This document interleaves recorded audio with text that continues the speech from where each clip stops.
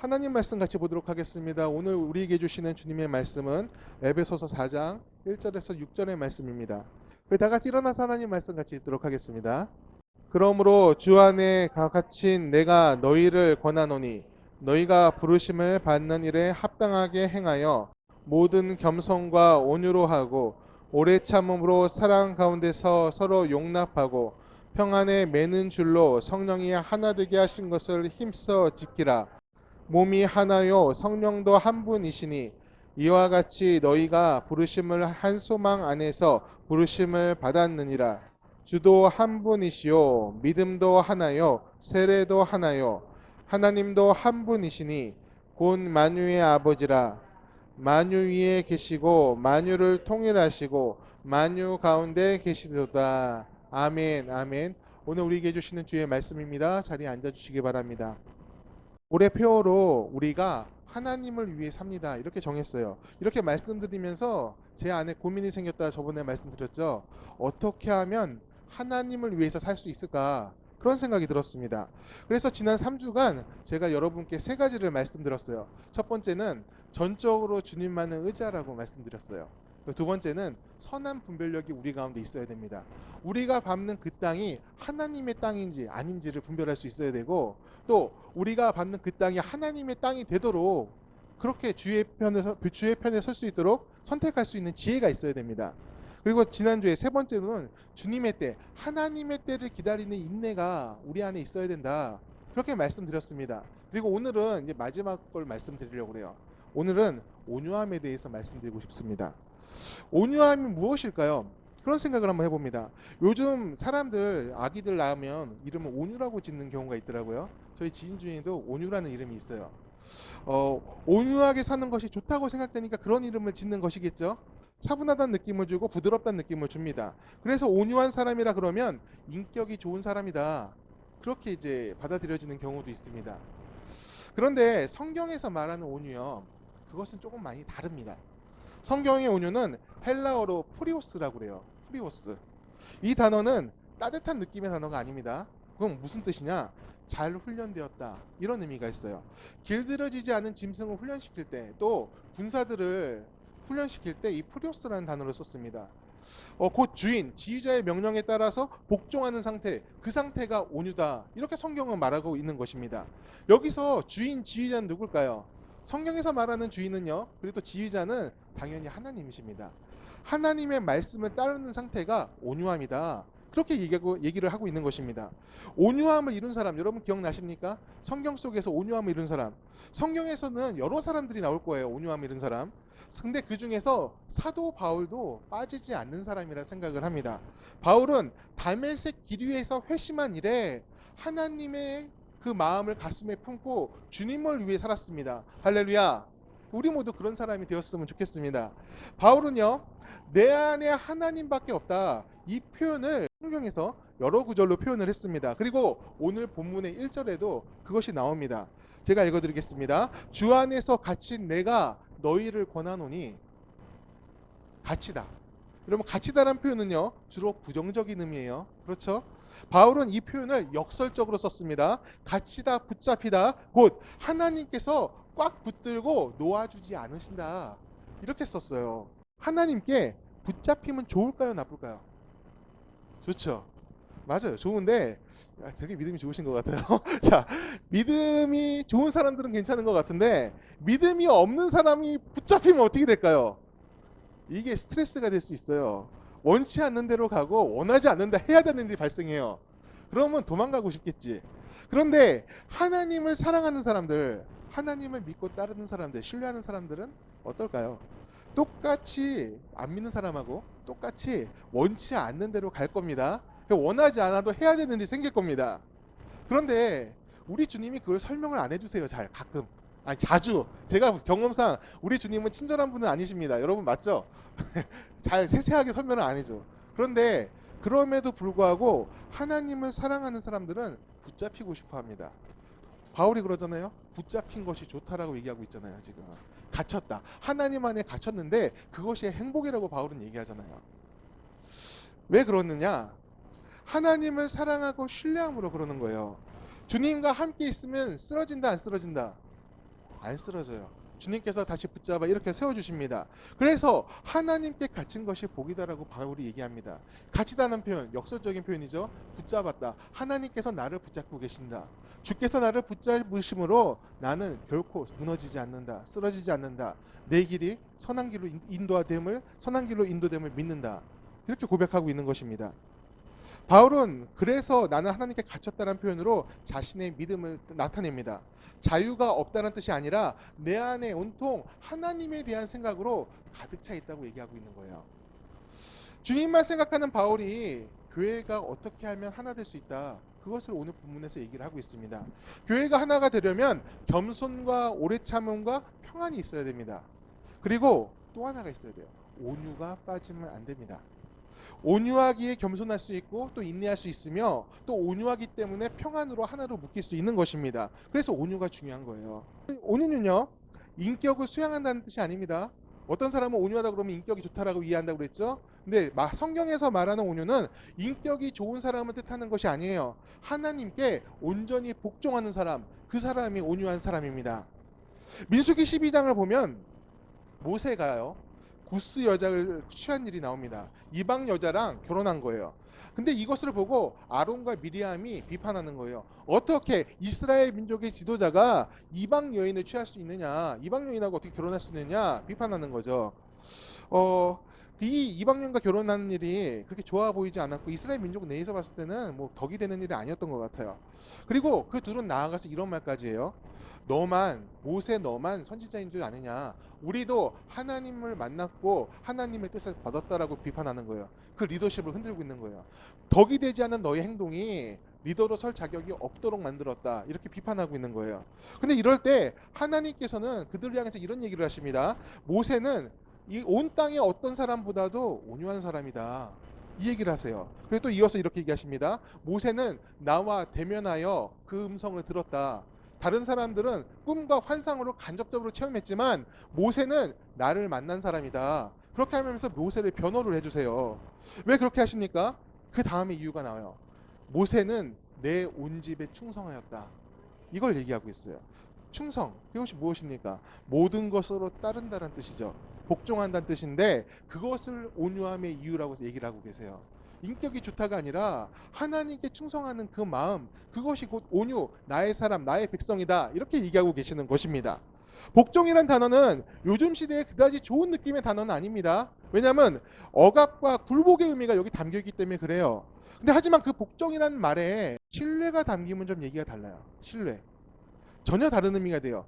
믿으니까 따를 수 있는 게 되는 거예요. 뭐가 됩니까? 순종할 수 있는 거예요. 내가 잠시 이해되지 않을지라도, 그리고 내가 정말 가기 싫을지라도 내가 그분을 신뢰함으로 내가 그 길을 가겠습니다. 나의 뜻을 내려놓고 하나님의 뜻을 앞세워서 가겠습니다. 이렇게 나아갈 수가 있는 거예요. 신뢰가 들어가면 복종은 은혜가 되는 것입니다. 사람은요, 누구나 롤모델을 필요로 합니다. 저도 그래요. 믿고 따를 수 있는 사람, 먼저 그 길을 걸어갔던 사람을 보고 싶었습니다. 제가 신학을 시작했을 때 사실 이게 그렇게 만만한 길은 아니잖아요. 그리고 뭐 그렇게 미래가 뭐 세상적으로 관점 봤을 때뭐 보장된 길도 아니고, 그러니까 나보다 먼저 된 사람들을 바라보면서 어떻게 목회하는지, 어떻게 하나님의 길을 가는지 보고 따라가면 쉬울 것 같았습니다. 그래서 이제 저도 많이 찾았죠. 목회를 준비하면서 좋은 롤모델을 찾아다녔습니다. 설교를 잘하는 사람들 설교도 많이 들어봤어요. 그리고 교회 프로그램, 여러 가지 성장 프로그램 있지 않습니까? 가서 강의도 듣고 그리고 뭐 준비도 한번 해봤습니다.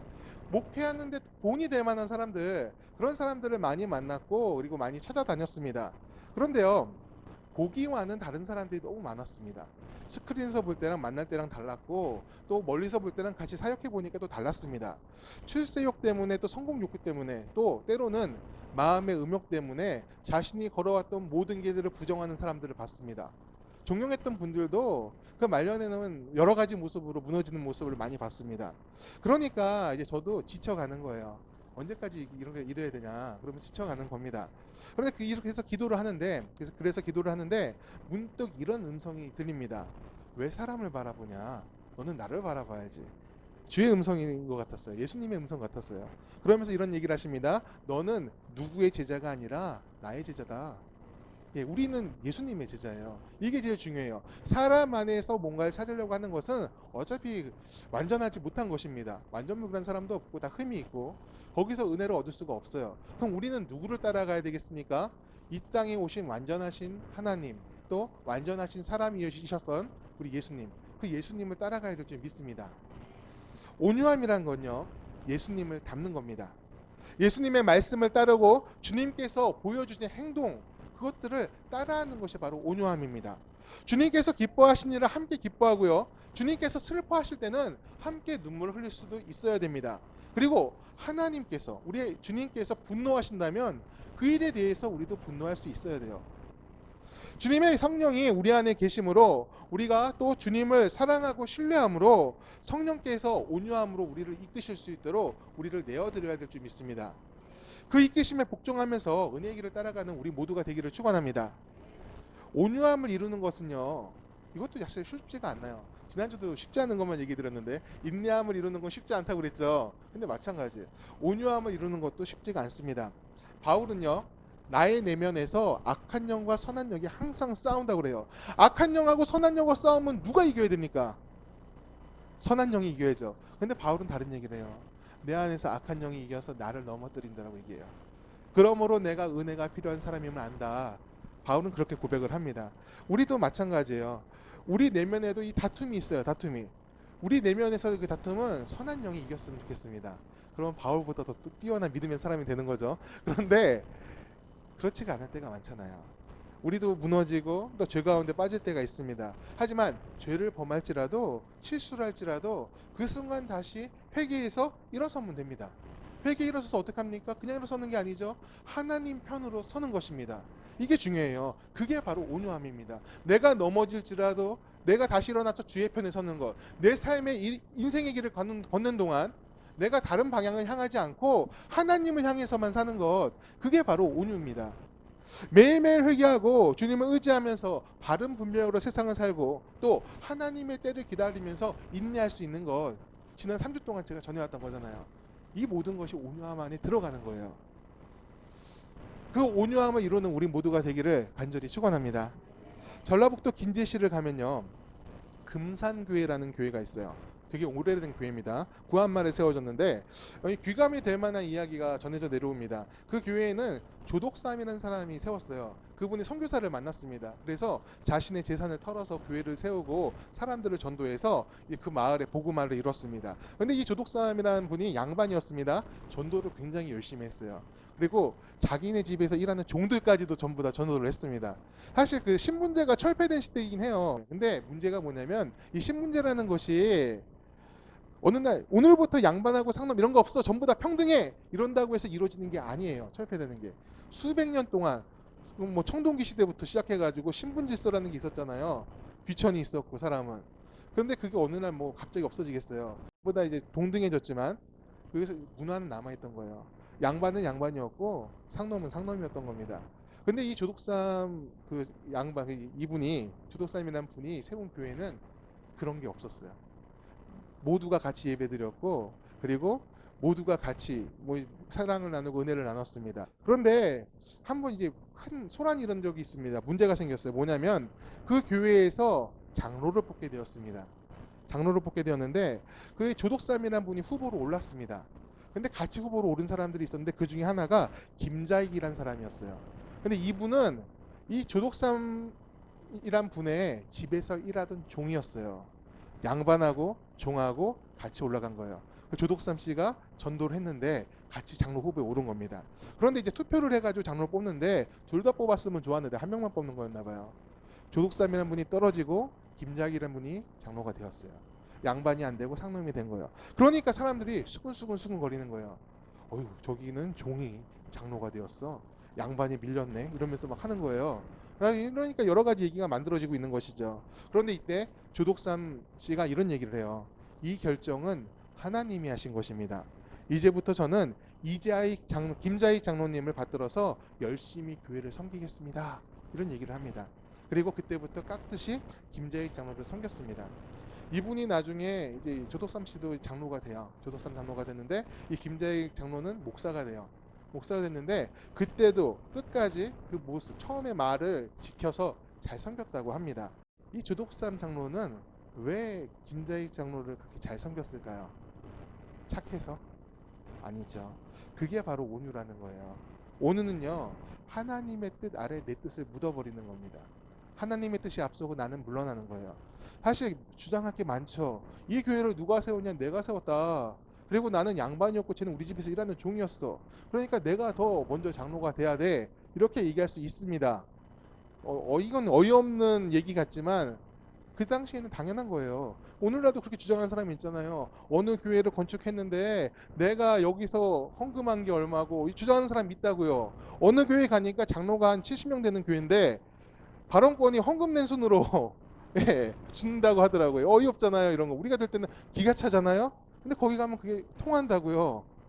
공요 내가 기여한 게 얼마인데 돈 얘기하지 않아요. 그런 데서는 기여했다고 얘기하지. 여러분 온유가 무엇입니까? 전 이걸 잊지 않았으면 좋겠어요. 내 뜻은 없어지는 게 온유입니다. 우리 안에 하나님의 뜻만 있는 것이 온유입니다. 오늘날 우리 세상은요 갈등으로 가득 차 있어요. 네 편 내 편을 나누고요. 생각이 다르면 인정하지 못해요. 정치적인 부분 가족끼리는 정치도 얘기하지 말라고 그러잖아요. 왜 그래요? 수용을 못해, 용납을 못해줘. 조금 다른 생각 그러면 종북이라 그러고 조금 다른 생각이라면 꼴통 보수라 그러고 이게 뭐예요 이게. 이상한 나라에 살고 있는 것 같아요. 서로 미워하고 밀어내는 것 이게 보통이라고 얘기하는 시대를 우리는 살고 있습니다.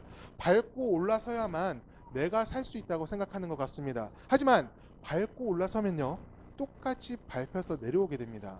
이게 당연한 건데 그것을 쉽게 잊어버리고 오늘만 위해서 살고 있는 것 같습니다. 예수님은요 사람을 누르고 내가 높아져라 그렇게 얘기하신 적이 없습니다. 끝까지 품어주시려고 하신 분이 우리 예수님이세요. 나병 환자를 품으셨고 세리를 품으셨습니다. 또 창녀를 친구로 대하셨습니다. 그리고 심지어는 자기를 십자가에 못 박은 제사장들을 향해서 저들을 용서해달라고 십자가 위에 달린 자기를 보고 조롱하는 저들을 용서해달라고 말씀하신 분이 우리 주님이십니다. 왜 그렇게까지 하셨습니까? 그게 하나님의 뜻이기 때문에 그렇습니다. 하나님의 뜻에 따라 사신 분이 예수님이고 그것이 하나님이 우리에게 주시고자 하는 온유함입니다. 우리는 예수님을 따르는 사람들입니다. 여러분 맞습니까?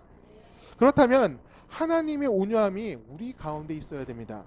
오늘같이 분열이 가득한 세상 이런 세상에는 사실 특별히 복음이 더 필요한 세상이에요. 교회가 점점점 희미해져 간다, 믿는 사람들이 사라져 간다 얘기하고 있지만 실상은 좀 다릅니다. 오늘이 더 교회가 필요한 세상이에요.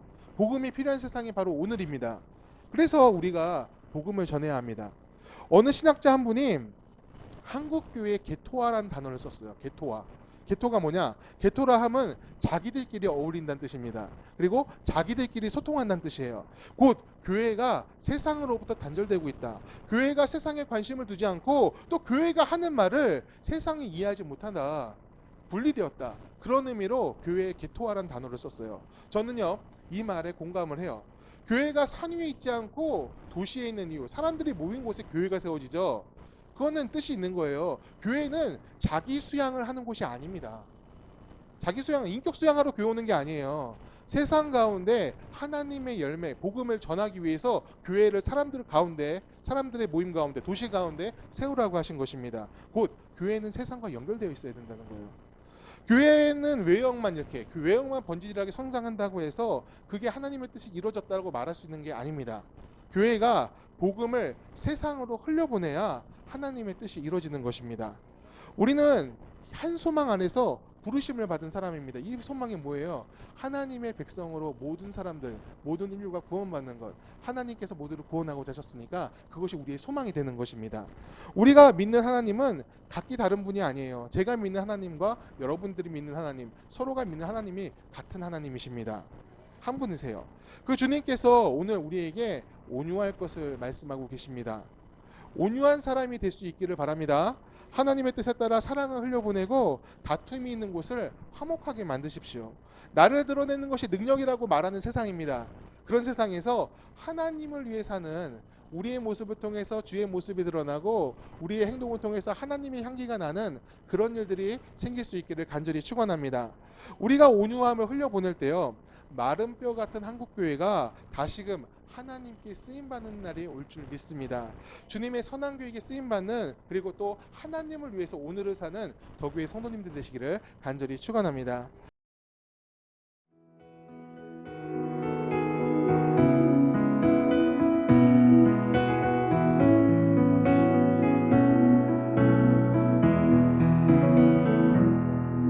그 선한 힘에 고요히 감사하여 그 놀라운 평화를 누리며 나 그대들과 함께 걸어가네. 나 그대들과 한 해를 여네. 지나가 넘을 어둠의 날들이 무겁게 내 영혼 짓눌러도 오 주여 우릴 외면치 마시고 약속의 구원을 이루소서. 그 선한 힘이 우릴 감싸시니 믿음으로 일어날 일 기대하네. 주 언제나 우리와 함께 계셔 하루 또 하루가 늘 새로워. 주께서 밝히신 작은 촛불이 어둠을 헤치고 타오르네. 그 빛에 우리 모두 하나 되어 온 누리에 비추게 하소서.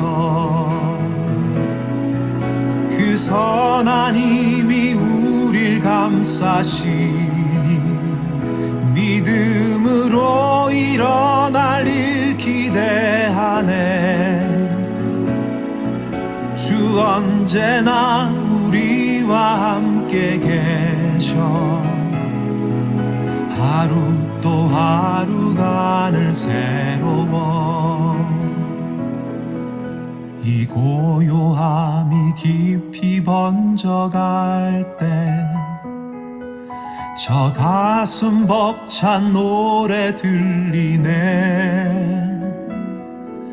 다시 하나가 되게 이끄소서. 당신의 빛이 빛나는 이 밤 그 선한 힘이 우릴 감싸시니 믿음으로 일어날 일 기대하네. 주 언제나 우리와 함께 계셔 하루 또 하루가 늘 새로워.